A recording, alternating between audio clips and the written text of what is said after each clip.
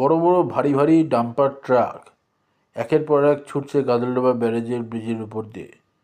আমরা লাটাগুড়ি যাওয়ার সময় দেখলাম প্রায় অন্তত 50টার উপর ডাম্পার ট্রাক ছুটে চলছে এই গাজলডোবা ক্যানেলের উপর দিয়ে।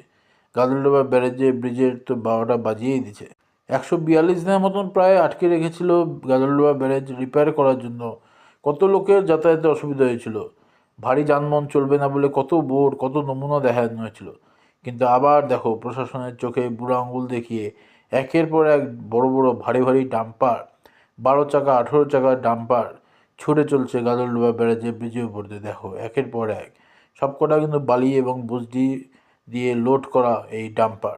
এভাবে চলতে চলতে একদিন তো ব্রিজটা ভেঙে যেতে পারে, তখন তো জনগণের যাতায়াতের প্রবলেম হয়ে যাবে। সেই দিকটা দেখার কেউ নাই। হায় রে প্রশাসন, দেখো কিভাবে চলছে ডাম্পারগুলো একের পর এক।